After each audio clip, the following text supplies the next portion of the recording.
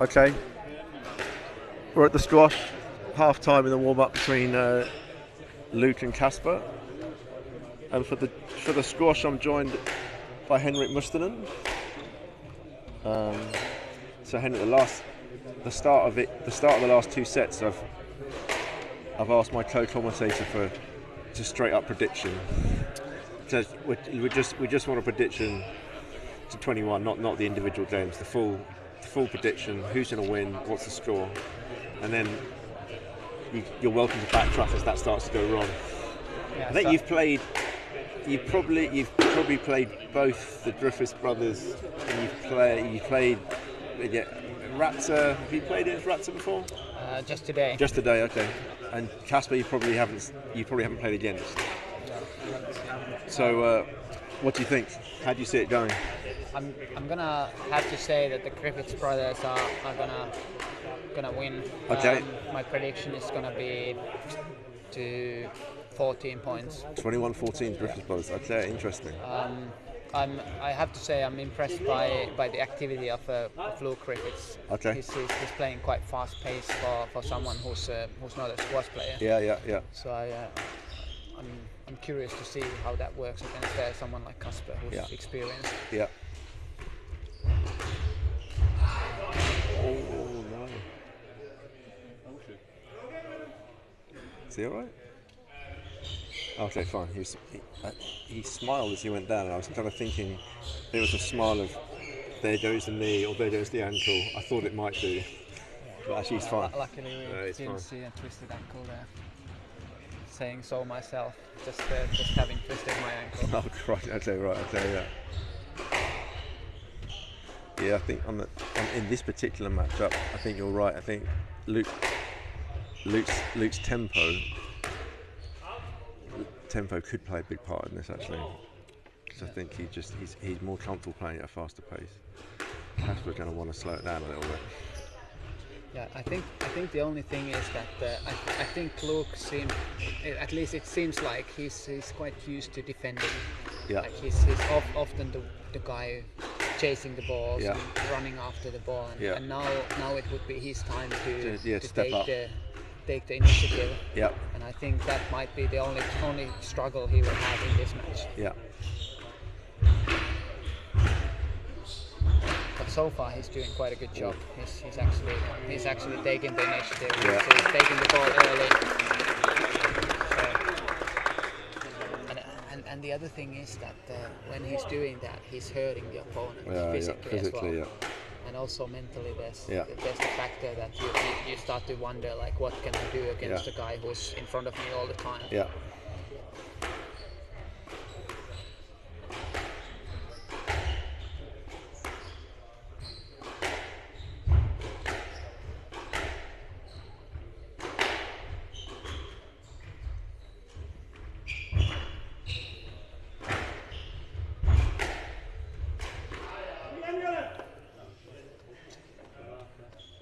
You see, Luke is hitting the ball in a lot better positions all the time. Yeah. And in the long run again, that's going to pay dividends. Yeah.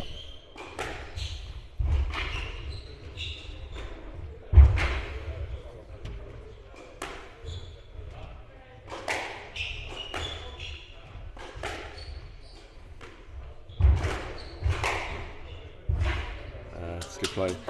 Casper, just to me, he looks that he's just a little bit slower onto the ball. So when he's in a defensive situation, he's not able to turn that pressure back on, and he's staying in defence. Whereas Luke is getting onto the ball a little bit quicker, and even when he's under pressure, he's able to turn the rally around. Yeah.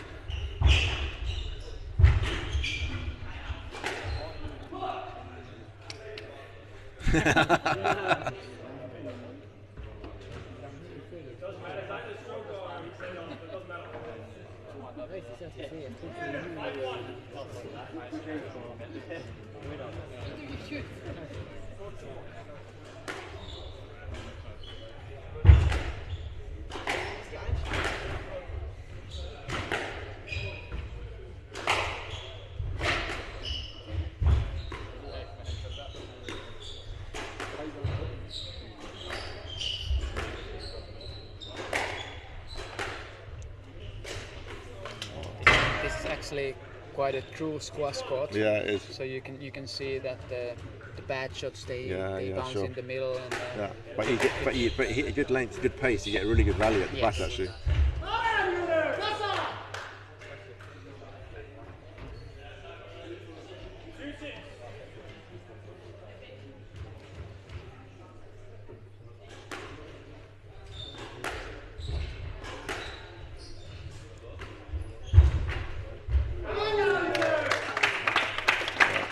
Luke needs to do that. I'm not sure Luke needs to go in quite so quick there. Yeah, because the pace is hurting Kasper right now. Yeah, exactly. Yeah.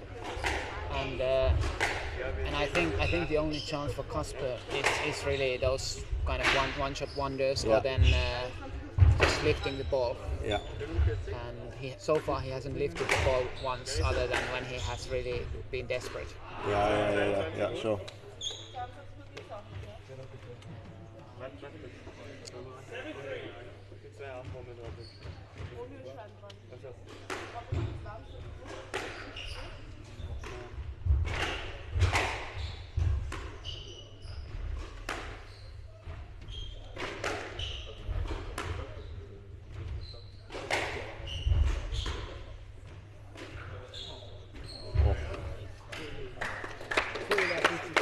That's also what I like about this court, that when you hit a good shot, it really stays as a good. It stays as a good shot. Yeah, they stay glued to the side wall when you hit a good one.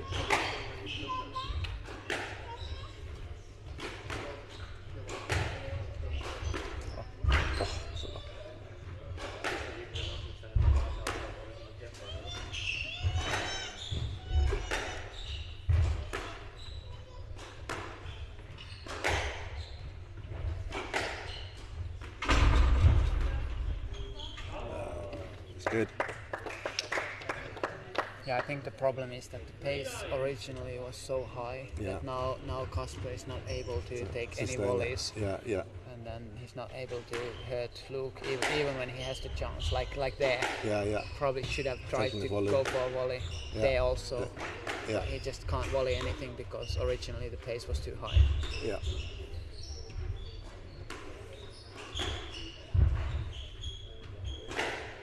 Good. There's the guess. Another sign. Yeah, you almost see that he's still getting tired, even though the rallies haven't been extremely long. Yeah. Well, that's a good shot.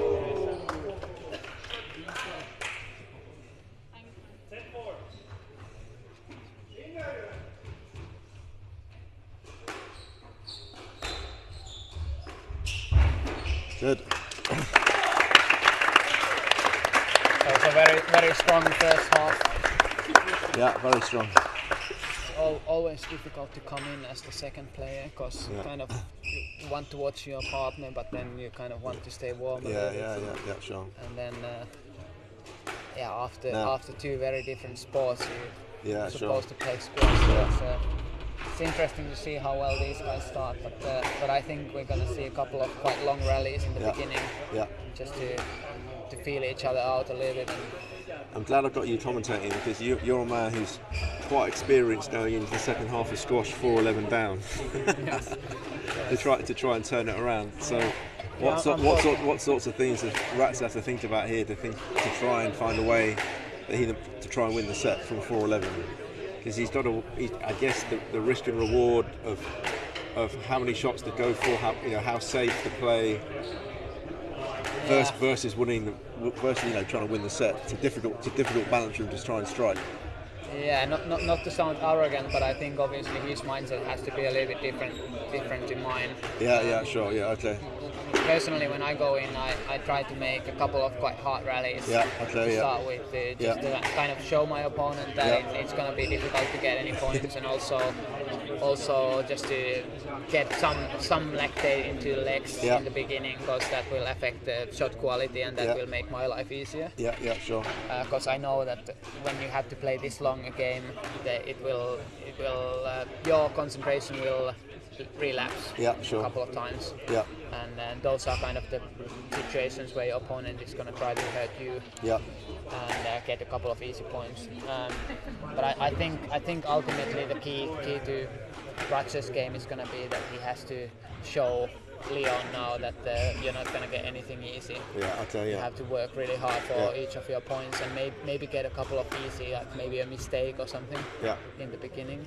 That would be ideal for him. Okay. And then on the other hand, for Leon, obviously, it's kind of the same thing. But I would like to say that he's a little bit taller guy. Yeah. He knows how to volley. He likes to volley. Yeah. So for him, the worst thing that can happen is that if he would kind of fall back. Yes. And let go of the reins in the tee. Yeah. Okay. Yeah. It's interesting. There's also a lot of psychology down here because the history is here that Leon's never beaten Ratcher at squash. He's never got particularly close to it. But that's mostly because the last time they would have played would have been maybe three years ago. Yeah. And Leon's squash in those 3 years has definitely improved a lot. But he's still coming back against a player that has regularly beaten him sort of, around 21-10, 21-11. Yeah. But that was a few years ago. So. Yeah. So definitely, if you think about those 3 years, there's obviously a big growth in Leon, physically, and also probably the age is starting to slowly go against. That's yeah.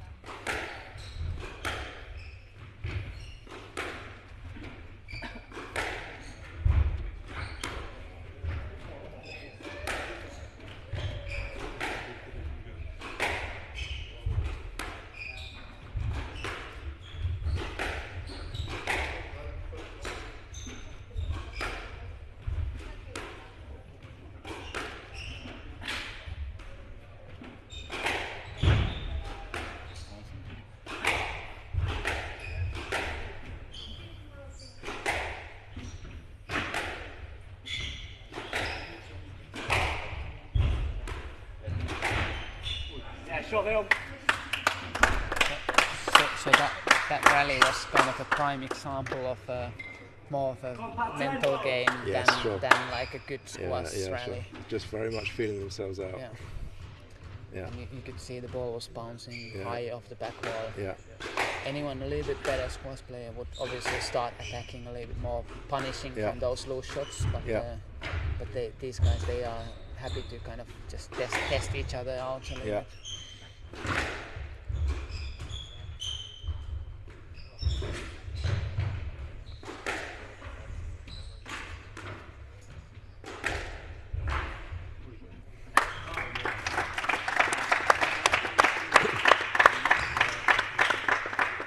I think one of the things that put both Luke and Leon maybe in the last 3 or 4 years, as far as the improvement in squash goes, is a lot of it's physical, as in just the explosive power, particularly getting onto the ball quicker, has just got much better.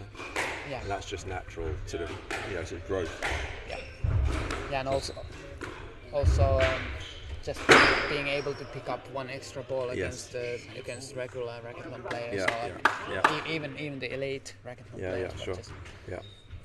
Just making it that bit more difficult to kill the rally.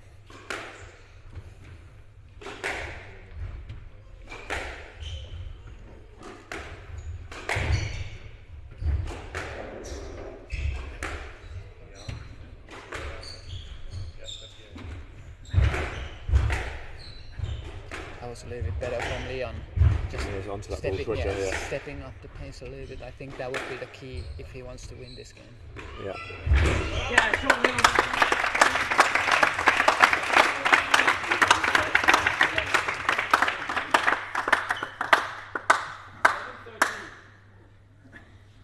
That was Luke. That's his brother saying, "Come on, Pan 10," which is his nickname after the shampoo, I believe.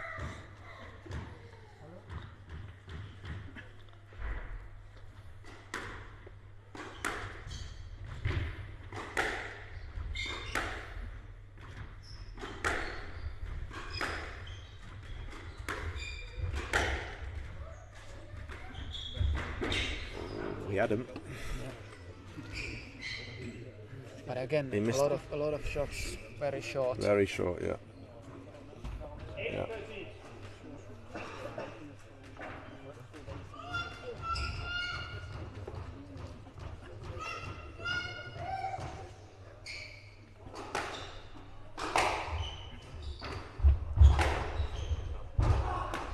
It's a good hold by Leon.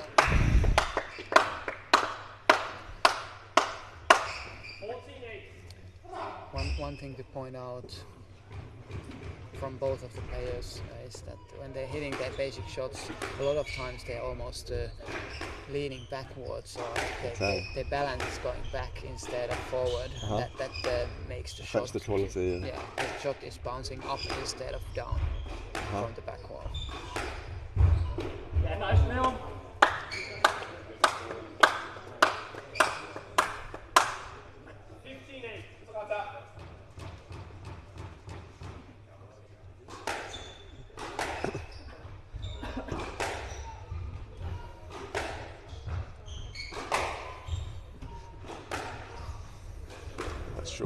Short again by Ratzer.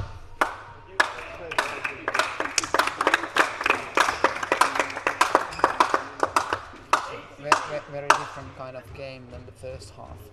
Yeah. It's a lot slower. Slower, yeah.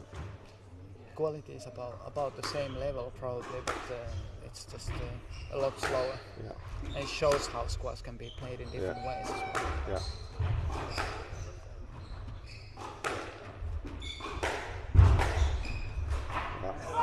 Early. Very good change of pace there.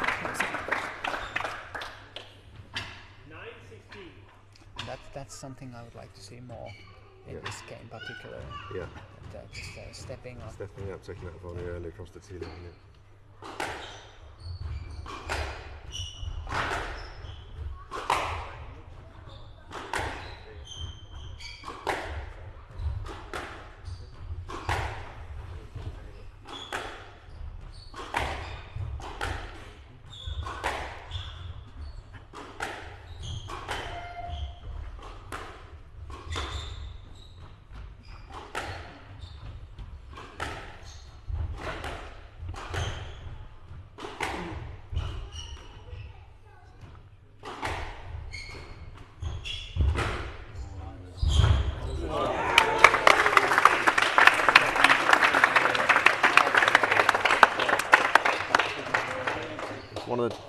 It's one of the areas as Ratzer was getting better and better at squash coming from badminton. That was an area at the front of the court where he used a lot of badminton wrist for that kind of deception, that sort of basic badminton flick from the front of the court. Sometimes he uses it on a trickle post, and sometimes he uses it on that sort of straight drive. Yeah, I think it's difficult to read. I think the biggest difference in squash swing to badminton is that you want to generate a lot of power from your movement and from your body. Yes, sure. And I can see that he's doing that a lot better than an average badminton player. Yeah. And now we can also see this has been quite a long game now. We've already played a game worth of points. So now we can see the physical aspect as well. Yeah. There's going to be a couple of little bit slower movements probably. Yeah. And a few more errors possibly. Yeah.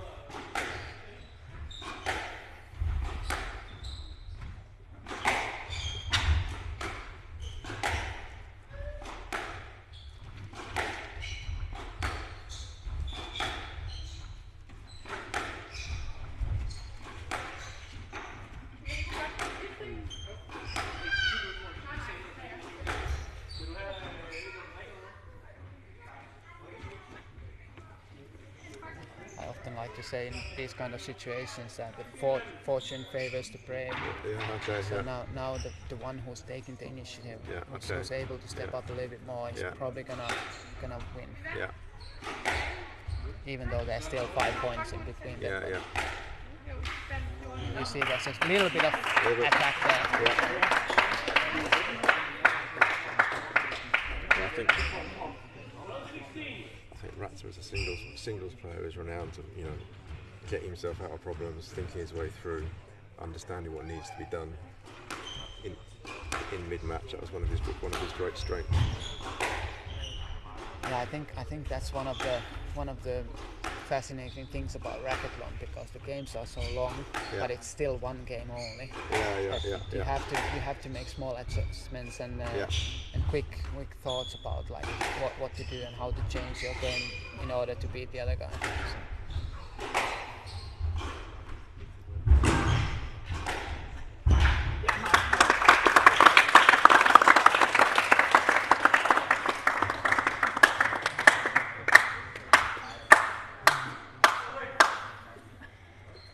Part 10.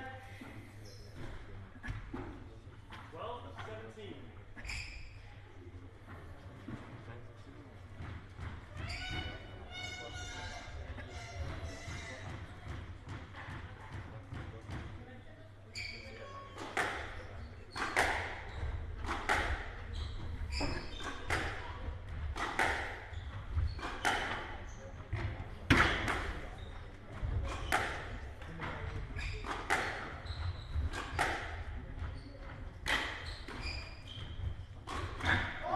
Shot.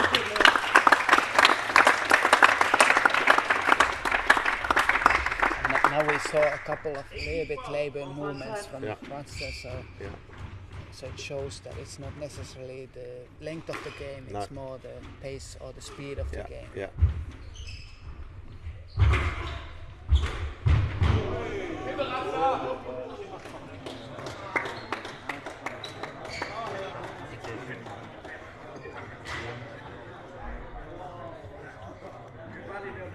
Ratzer just the last couple of rallies he's been stretching his, I don't know if it's right leg or right glute, and he's feeling something. Yeah.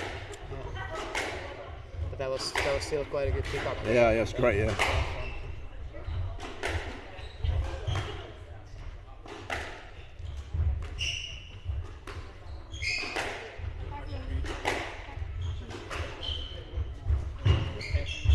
He's running through there also, so maybe he's feeling something. Yeah. I think it's his glute or something, I'm not sure.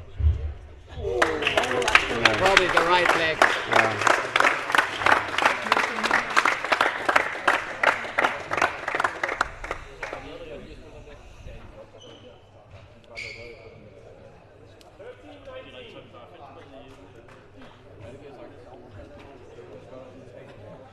I don't want to get too excited, Henry, but it's looking quite good at your prediction at the moment. Yeah. A lot of people call me genius. Yeah, okay, fine. Kid, it's looking good. 21-14 is looking a good shout.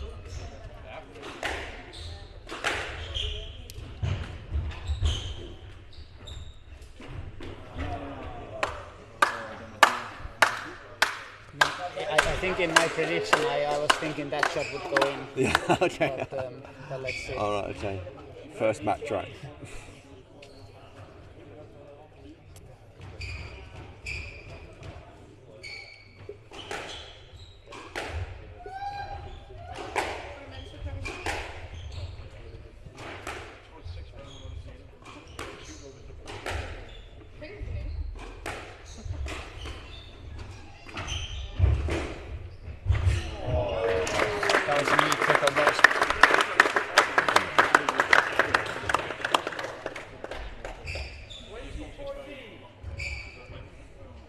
Henry, desperate for Ratzer to put this one in the tin off the serve. Yeah. Then you can drop your mic and walk away. Yeah, never commentate again. Yeah. That's a very good lob. Oh, Leon's. There goes Mark.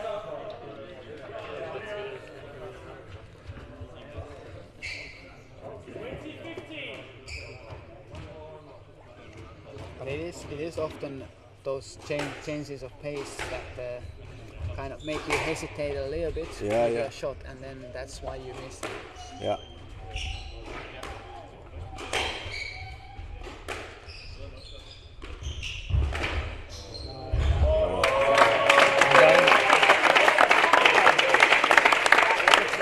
And then all of a sudden you lose 1 point, and then you lose another one, and then you're at the risk of losing another one. Yeah. So this is also one part of Racketlon. Yeah, sure.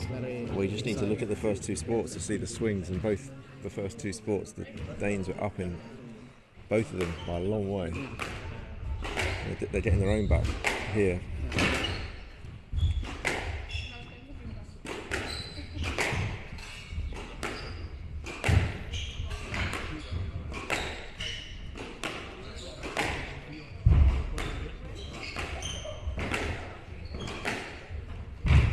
See a little bit faster pace again.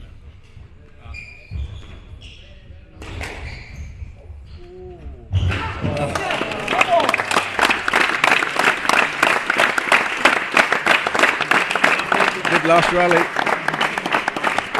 that was probably the best rally squash-wise. Yeah, okay, yeah. Because that was a little bit faster, there was a little more intention. Yeah.